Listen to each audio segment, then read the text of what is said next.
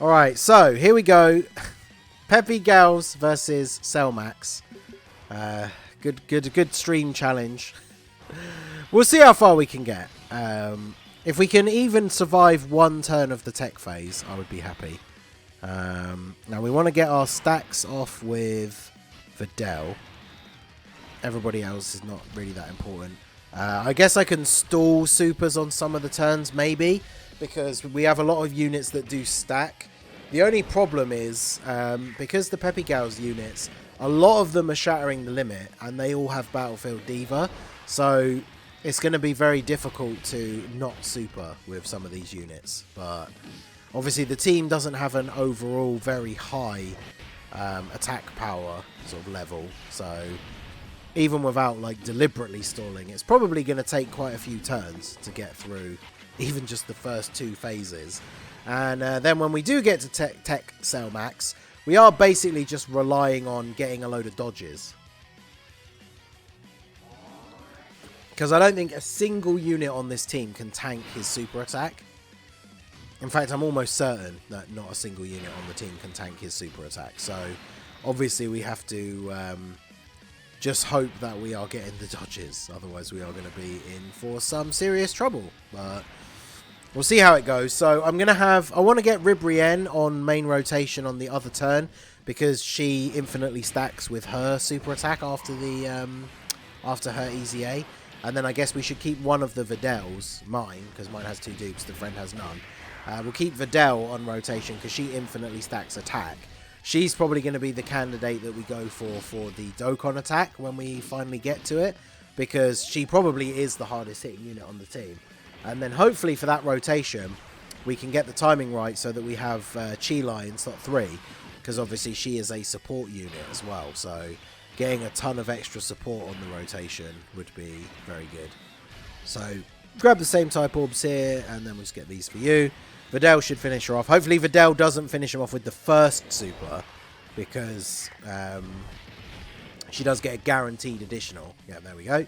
And she's infinitely stacking her attack, so we want her to build that up as much as possible. Get another one? Okay. Well, we take that, I guess. And then Farsha. Farsha's just another one of these units that, like, we just need her to dodge everything. Otherwise, we could be in for a bad time. And then, of course, you know, this rotation, or sorry, this phase, when we have the AoE to deal with, this is where some of our int units are potentially going to be a bit of a liability. But I guess we'll have to see. Physical Farsha, if her guard is still up, which it won't be, because obviously this run is very slow, and she only has guard for her first 2 appearances, so she definitely won't still have her guard by the time we get to the tech phase. But I think even on like the 200% team with like Raditz, she can't tank Cell Max's super attack, fully built up but with no guard. If you actually make it far in tech, then it can be done with enough patience. I mean, yeah, it's all going to come down to, do we get good RNG with dodges, basically. It's just like the UI Goku in the current meta kind of situation. If we get the dodges, then obviously it's going to take a while to actually kill him. But if he can't kill us, then eventually we'll kill him. The only problem is, as soon as we get one of those turns where we get really bad RNG with the dodging, then it's probably just game over.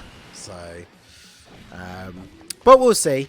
Obviously, Kale and Caulifla together work out quite nicely. Caulifla doesn't have guaranteed dodge because it's not a Universe Survival Saga or Pure Saiyan enemy, but she obviously does have a decent amount of built-in dodge chance because of the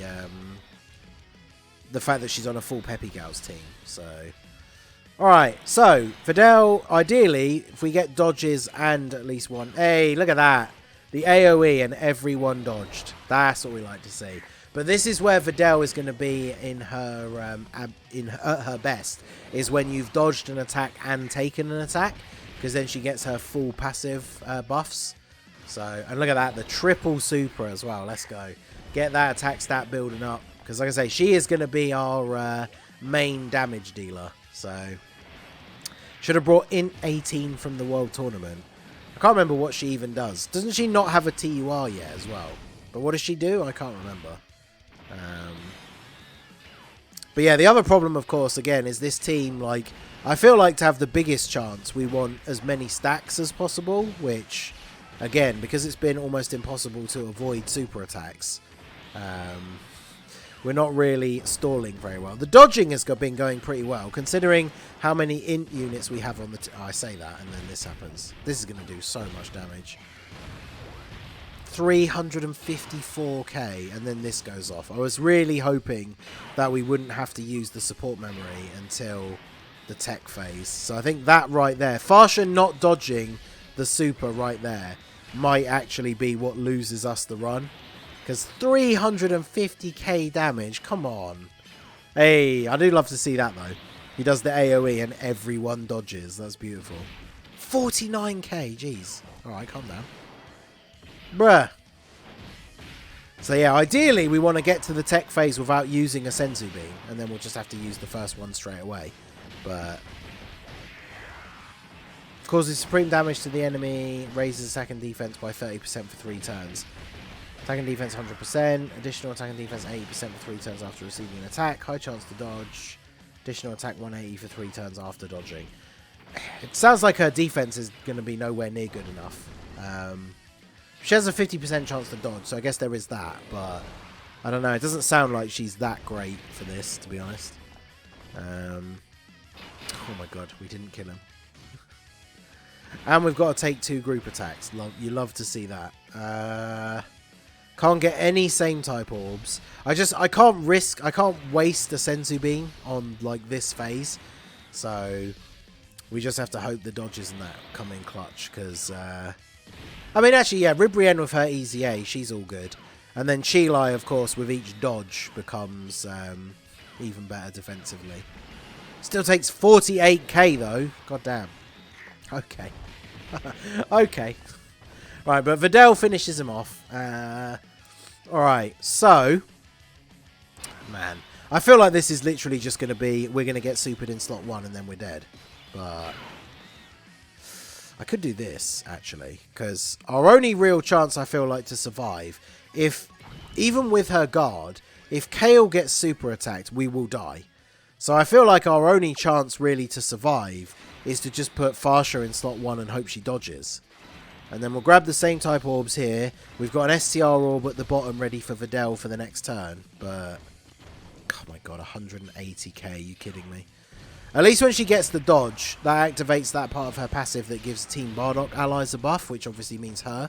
But, yeah, look at that. Just absolutely letting the side down. I don't know why I tried to rely on Farsha. But, to be fair, like I say, if it was Kale, we would have been dead anyway. So, but yeah, there you go. Peppy Gals, not possible against Cell Max. Who would have guessed? But... There you go. I might upload this on the channel anyway, just for the lols. But let me know, what would you like the Peppy Gals team to get in terms of buffs to bring them up to a current meta team? Because I guess this will just make a funny like bonus video. So I will upload this just for the fun of it. So let me know what you guys would like to see for the Peppy Gals team to actually make them competitive. And yeah, bit of a fun run to end off the stream, but there you go. So that is going to be it for the video, guys. This has been the Masked Ningen. Smash that like button, subscribe to the channel if you are new. Check out the links down below for the Discord and the merch store, and I will see you all again soon. Have a good one.